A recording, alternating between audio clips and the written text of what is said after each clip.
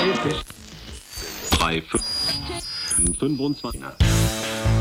this episode, Ed and I record the show on location from the Vegetarian Festival in Talad Noi.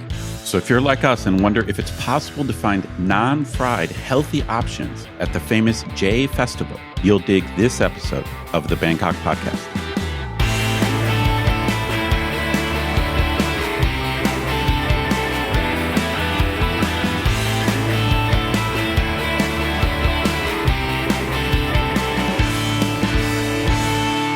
Sawadee krap, and welcome to the Bangkok Podcast. My name is Greg Jorgensen, Canadian who came to Thailand in 2001 and who now measures the quality of a holiday by how many days in a row I'm able to wear flip-flops. And I'm Ed Knuth, an American who came to Thailand on a one-year teaching contract 23 years ago, fell in love with eating fried starch at the J Festival, so I never left. Yeah, baby. It's good stuff. We want to give a big thanks to all of our patrons who support the show. Patrons get every episode a day early, behind-the-scenes photos of our interviews, a heads up to send questions to upcoming guests, and access to our Discord server to chat with me, Greg, and other listeners around the world.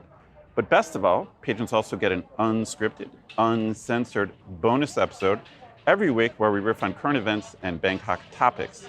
On this week's bonus show, we chatted about the sudden, at least to us, desire of many Thais to vacation in the country of Georgia, and how fast trends spread on social media, the proliferation of online scams in Thailand, and more discussion on how Greg's obsession with obscure pop culture will shape his son into the coolest kid in school, or perhaps the ultimate nerd. To learn how to become a patron, click the support button at the top of our website. Right, and don't forget, if you listen to us on Spotify, you can now hear all of our bonus shows there as well. If you're a patron, simply link your Patreon account to your Spotify account and add our new feed titled Bangkok Podcast, Badass Patrons Only, to hear the regular and bonus shows in the same place. And Ed, a real quick corrections department this week. Last week's show, I mentioned that the tsunami was in 2006. It was actually in 2004. A few people wrote in and told me that. So, Gotcha, 2004. Yeah, when you get as old as we are, those things start to sort of bleed together that far back. Good point. We welcome corrections. Yeah. Anyway, listeners, if you haven't yet figured it out, well, from our intro and from the noise in the background, we are coming to you live, sort of live, recording live, this week from the fabulous neighborhood of Talad Noi, which is in sort of adjacent to Chinatown, my old hood. And we wanted to do a show this week about the Vegetarian Festival. Now, longtime listeners to the show, you may have heard me in past episodes, say that I think they should change the name of the Vegetarian Festival from the Vegetarian Festival to the Deep Fried Starch Festival, because I'm not a vegetarian. Ed, you are. But as much as I like vegetarian food, man, I gotta say I've always found it a bit of a difficult challenge to find good/healthy food at the Vegetarian Festival. You'd think that sort of the default would be healthy food, but like I said, I find a lot of it to be basically deep fried starch. What's your take on it? Well, I think you're generally true. I mean, as a vegetarian, I guess I'm supposed to be the guy who's in heaven during the J Festival, and I usually can find something I really like. But I think one of the problems I have is I'm like a typical American, maybe middle class, semi-bougie vegetarian. So I'm just used to westernized J food, or westernized vegetarian food. And so for me, a lot of the veggie food at this festival, like stuff we're looking at right now, it kind of is fried, starchy Chinese stuff. But that's the test. Can we find J food we actually like or not? That's the test. Yeah, so we're going to wander around Talad Noi area here, which is sort of a hotbed of action at the J Festival, which you can definitely hear in the background. Tons of motorcycles. It's very crowded around here. And we're going to get into the sort of like the hidden back sois of the back sois in a few minutes. And we're just going to see if we can walk around and sample a bit of food and talk to a few people and see if we can find anything that's both healthy and delicious that is not fried in starch. All right, well, this is kind of the... Wow, we got to make sure we're not too harsh, Mr. Greg, because this is a good example of the gelatinous Thai dessert stuff that also neither you and I are that fond of that stuff either. Right. I remember we were talking with Pai Lin when we went out for lunch with her a while ago from Hot Thai Kitchen, and we started making fun of Thai desserts, and she took umbrage with that. Yeah, she said, hey, just because you don't like it doesn't mean everyone doesn't like it. That's right. Fair enough. But well, we're going to wander around. We got a lot of options, and we're just going to wait till we see something that tickles our fancy. So this is interesting. yeah. So we got some, looks like taro and pumpkin. Hey, this might be worth a try. I'm gonna get an oatmeal one. อันนี้เป็นตุ้มเท่าไหร่ครับ Yeah. ชิ้นละ12 บาทค่ะ ทีละอันเดียว Dude, นะ get me. You want สองอัน Give me one, yeah. All right, so here we go. This is our first attempt. We got oatmeal, pandan leaf, taro, and pumpkin. ไม่ใส่ถุงไม่เป็นไรครับ And we're gonna give the oatmeal a try. 24 บาท All right, let's give this a whirl. Oatmeal Yeah, I know. muffins. Oatmeal bun. Now these buns, like you see, and they're sort of like a Thai version of hot cross buns, I guess. They've always got the little slices across the top. They're basically sort of flavored starch bulbs. Well, it's kind of Oh, that's it's nice. pretty spongy, but it doesn't taste bad. And so this would be more akin to like baked starch. I guess so, yeah.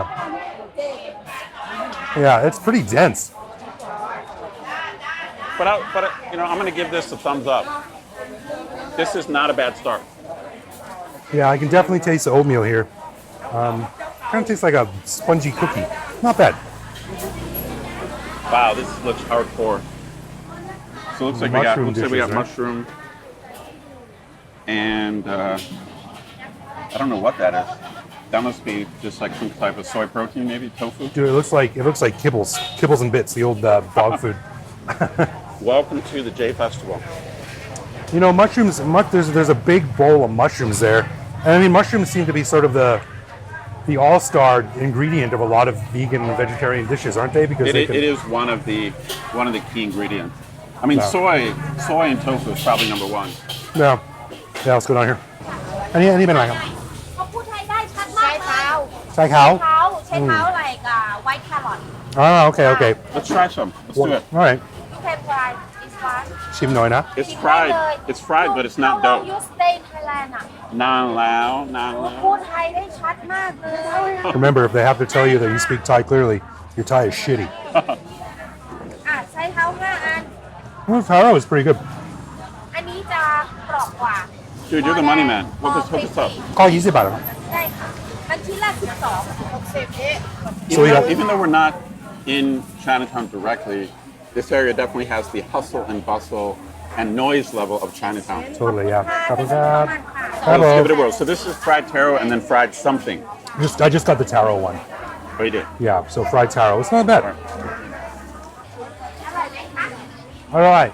ถ่ายรูปได้ไหมครับ ได้ค่ะถ่ายตอนเต็มๆไหม นี่หน่อย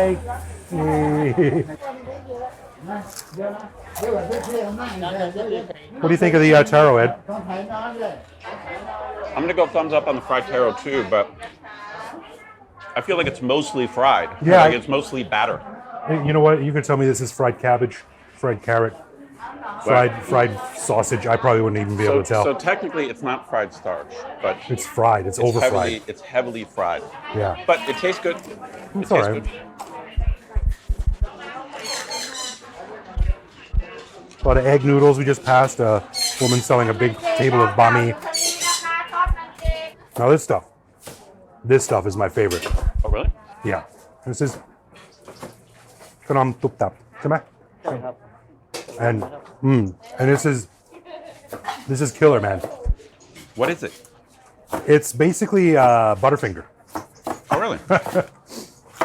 And the way these guys make it is incredible. This is the thing that, let me talk about vegetarianism here for a while. I was really surprised when the first time I heard that vegetarians can be unhealthy.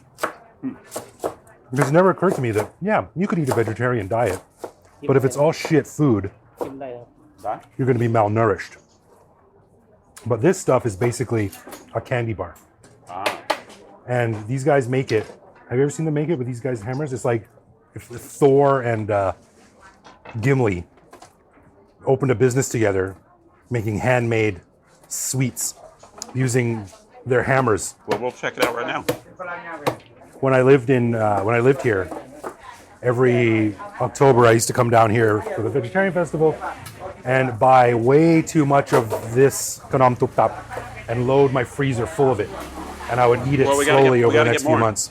Yeah, we got to buy a bag of it. But we also got to get some footage of these guys making it because it's badass. I'm on it.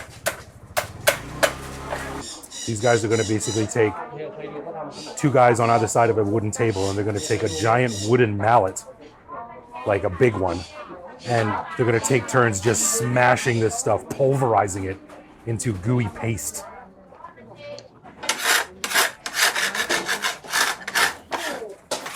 I should also mention this taro stuff came with some sauce. Maybe we're giving it a raw deal because we're walking around. Oh. We didn't put the sauce there. I thought it was fine. I thought it was fine, but definitely very fried. I'll eat it again, but... So just for comparison's sake, the taro stuff was 24 baht. And a little bag of 3 khanom toob-tub is 120 baht, which is a big jump in price. But also, I gotta say, a big jump in taste. That's the problem with being a vegetarian, Ed. I would rather have this vegetarian food than the other vegetarian food. I'm not sure which is worth deep fried taro or sugar-filled caramel and peanuts. Right.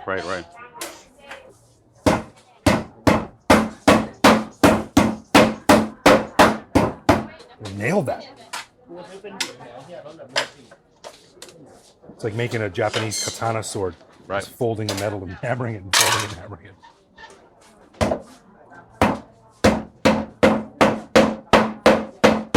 Pretty intense, eh? Absolutely. I'm going to say it probably takes the prize for the most labor-intensive snack here tonight. The most violent, yeah. It's the most violent food at the J Festival.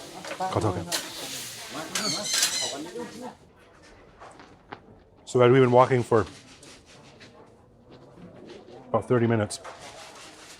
This is the first natural stuff I've seen. Fruit. Apples, dragon's fruit, oranges, Japanese pears. It looks too healthy. Let's skip it. There's no hammering with this stuff. Where's the starch? Where's the fried food? They should rip off that old Burger King campaign. Where's the starch? True. Where's the frying? There's no frying in fruit. So we come around here to this famous temple. I'm actually not sure what it's called, but it's quite famous at this time of year. It's very, very popular. And almost everyone who comes to visit it is dressed entirely in white.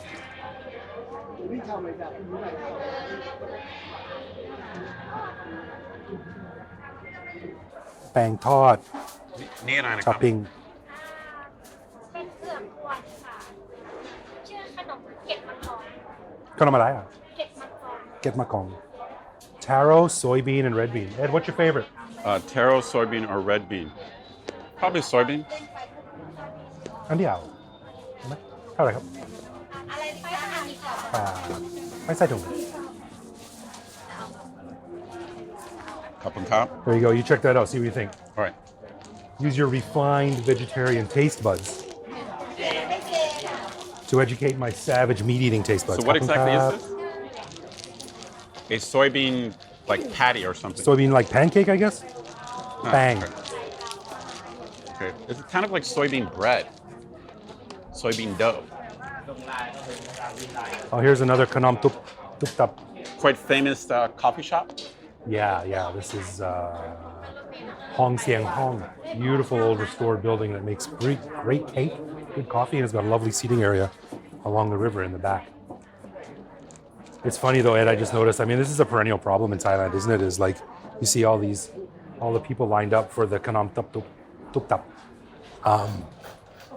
Toob-tub. Thai, my Thai toob-tub.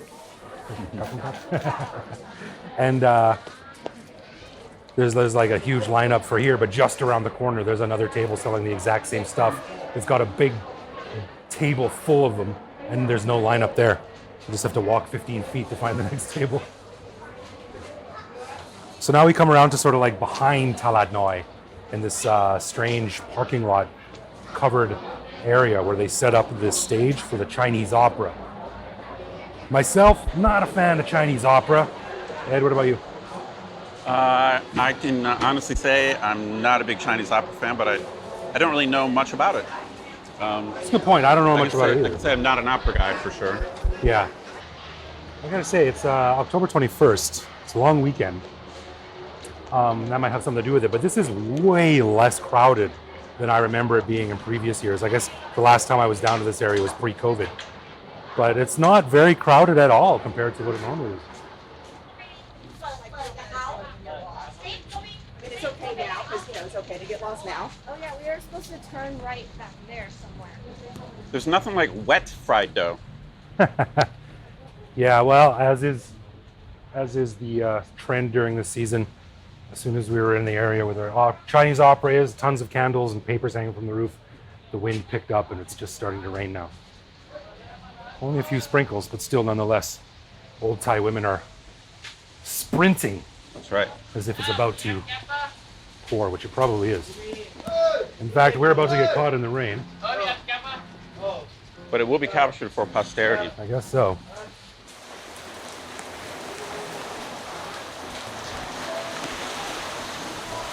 Brutal. Just in time. Finally, home. Ban Rim Nam.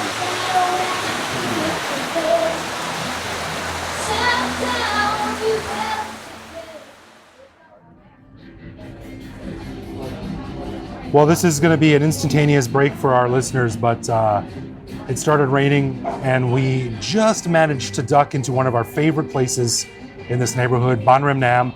If you've come to any of our previous meetups here, you remember it well. But it's a lovely place, and we got here just in time to ride out the rain. We had a couple of pictures of wobbly pops. The rain has stopped, so we're going to head back out to the vegetarian festival, see if we can get a few more dishes, and continue eating. Many thanks to the owner, Florian, for his hospitality, and his delicious herbal cocktails. I asked him if he wanted to make a quick cameo on the podcast, but unlike us, he's not a fame whore, so he said no. So it's just us. Well, one thing for sure is we're definitely getting famous on this podcast. we're going places, dude. Okay, no one has recognized us tonight. I'm a little bit upset about that. Well, I think they have. They just pretended they didn't. You know, They're intimidated, just right? that cool. Yeah. That's got to be it. So that was a pretty fun evening, man. I really enjoyed it. And we didn't have as much food as we wanted to because we got rained out. But I got to say, editing it and putting it together, it's a really good sounding episode. Like for anyone who's nostalgic about Bangkok, who doesn't live here anymore and Right. listens to that, I think they'd probably get a thrill. Yeah, listeners out there, if you can listen with headphones, it will help because I'm supposed to be the technical guy, the video audio guy. And we were wearing lavalier microphones, but as you can tell when you're listening, there was tons of background noise and like ambiance or ambient noise would be the right thing. So you really get a sense. Right. You really get a sense of the location. Yeah, it was really fun. So we went down to Talad Noi, which was just sort of adjacent to Chinatown, and walked around a little bit. And yeah, we wanted to try a ton of food. We wanted to go down there and try some noodles and try this and that and all the random things you get. But we only got through 4 things, and then it just started pissing with rain. Yeah, it started pouring. We ducked into Ban Rim Nam, one of our favorite places. Yeah, I would have liked to have tried more like 8 or 9 things, but we got 4 in. And I do have a take. I mean, granted, like you said, it was kind of cut short, but I do have an overall take because I used to do the J-Fest a lot, but it's one of those things that I've kind of gotten lazy about. In a way, it's a little bit like Songkran, where right. Songkran in the early days, like Songkran was great, and I like always participated, and then at some point it just became like, oh damn, like I gotta avoid this. You know what I mean? Yeah. How do I work around this? Yeah. How do I plan the next week by staying inside? That's right. So the J-Fest is not so much I tried to avoid it. It didn't mean as much to me, even though I am vegetarian. So this was the first time. I mean, thanks to you and wanting to do a show on it. This is the first time I just got focused on it, and I'm like, okay, let's give this a try again. And I got to say, we tried 4 things, and I liked all 4 of them. I thought all 4 of them were good. Yeah, I did too. And I was kind of pleasantly surprised because I always joke about it. I said at the beginning of the show, we got to change it to the deep fried starch festival. And my memory is just stall after stall after stall of deep fried oil pans. Right, but right. and we did see a lot of those, but there was also a lot of stuff that was fried, that was baked, that was stir fried. So. Yeah, I agree. I think you and I have roughly the same take. Maybe it's how our memories get distorted. Because it was actually my memory of going to the festival is that I really had to search around to find something that I actually like. That's what I remember. I remember going to the festival with all this excitement and then just walking past all this stuff that I didn't want, and then finally finding something. But actually, it wasn't like that. I mean, we didn't try everything we saw, but actually, it was pretty easy to find stuff that tasted good and was like at least edible, if not more. Now, was it super healthy? I mean, I'm not sure. I mean, some of it was a little bit like candy, and some of it was fried, which probably is not too healthy.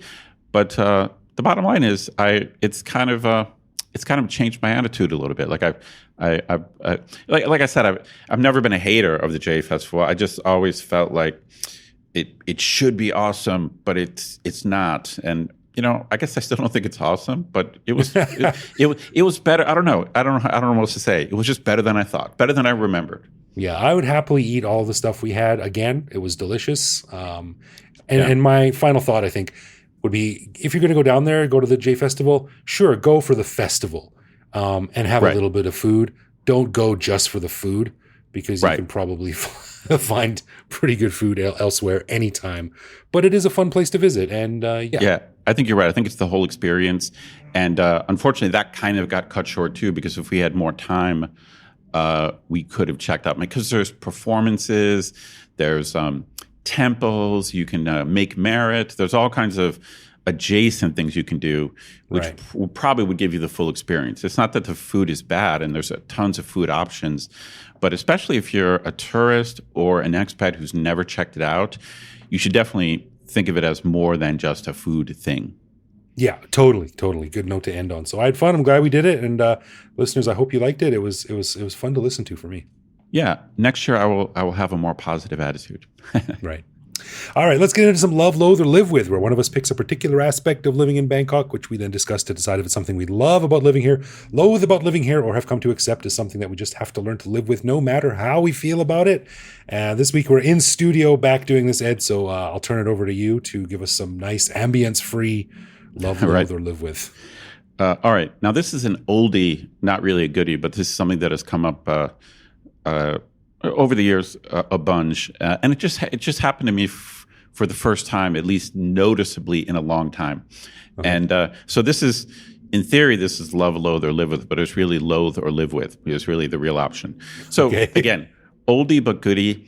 I'm on the SkyTrain. It's fairly crowded. A couple seats open up, like two people leave, and I sit down. So there's one seat next to me, right? And we get to a new stop, and a woman walks in. She's like clearly looking for a seat. She's got like some bags. She sees the empty seat next to me, and she's walking towards it like she's going to sit down. And then she just locks eyes with me and stops. and then like very, like you can just see her face like, oh. And she just stands there like holding her bags. Right. And she like, it's like, it was so blatant. Like, I mean, I can't read her mind. I can't look into her soul, but it was almost like she was an actress hired to look like she basically, it's like she looked like an actress hired to look like she didn't want to sit next to a white guy. Like, just be glad she wasn't drinking some water. She would have done a literal spit take. Like, yeah. And it was just, to me, whatever. Again, I can't look into her soul, but she just looked like she really wanted to sit down, but she wasn't going to sit next to a white guy. And I was just like, I basically almost put my hands up because like everyone's looking at the whole situation. And I'm just like, what? Like what? Like what did I do? She's like, sorry, pal, I don't sit next to hippies. Yeah, I mean, okay, obviously you can't love it. So is this something that are you insulted by this? Does it like genuinely bother you, or? So I'm curious, because I have my take. Yeah, I mean, I think I've told my story on the show before. There was one time that it stands out to me where I was sitting in the chair, and there was only one seat in the entire car that was free right next to me. And a guy got on, and he looked at me, and he looked down left, and he looked right, and he looked left, and he looked right, and finally he walked away rather than sit next to me. And I was like, hey. Exactly. But you know, the way I look at it is I just kind of have to laugh at it because those people are, you know, they're free to do whatever they want to, but they obviously are a little bit sheltered or a little bit inexperienced and a little bit scared of the world around them. So, you know, I can't shit on them for that, but I do find it a bit silly. But to me, it's just indicative of someone who's not really used to living in the world that we all live in. So yeah, I just have to laugh. Yeah, I mean, that's a good attitude. I mean, it sounds like you're just like a live with. I mean, obviously we have to live with it. Live with, yeah. But I got to say, I'm not a hard loathe, but I kind of loathe it, just to be perfectly honest. Like, it just bothers me. Again, I'm not angry. I don't say anything to them like, hey, why won't you sit down next to me? Sit down. Yeah. But I just find it annoying. I mean, but in a way, my position is the dark side of your position. You're right. I think these people are just maybe ignorant or something. But I still find it annoying. It's just so dumb. But to me, it's just dumb. It's like who you would sit down. I mean, I basically will sit down next to anyone short of maybe someone who looks like exceedingly dangerous. I don't know. I'm sure there's someone you could create someone who I would be like, oh, no, I don't think so. Like there's maybe some extreme cases of someone I would not, like if Pigpen was on the SkyTrain, I might not sit next to Pigpen. Okay? You should go in and sit down dressed like the Grim Reaper or something like that, exactly. With a skull mask on. And then they're like, oh, I'll sit beside him. And then you take it off and it's a foreigner. They're like, oh my God, I got to get up. That would be a good skit. You know, I'm sure there's someone you could imagine I wouldn't sit next to, but I just find it dumb and therefore annoying. And so I'm going to go loathe. I'm going to go loathe kind of on principle. All right. I see it. But I'm a live with. I'm of the mind that when something like that happens, the only thing you can do is just laugh it off. Laugh it off. That's probably the better attitude. Maybe. All right. A final thanks to all of our patrons who support the show. Patrons get a ton of cool perks and the warm, fuzzy feeling knowing that they're helping in our never-ending quest for cool content. Find out more by clicking support on our website. And connect with us online. We are Bangkok Podcast on social media, bangkokpodcast.com on the web, or simply bangkokpodcast@gmail.com. We love hearing from our listeners and always reply to our messages. Yeah, baby. You can also listen to each episode on YouTube. You can send us a voicemail through our website that will feature on the show. You can hit me up on Threads at BKKGreg. So thanks for listening, everyone. Take care of yourself. Stay dry during the rainy season, and we'll see you back here next week. No doubt.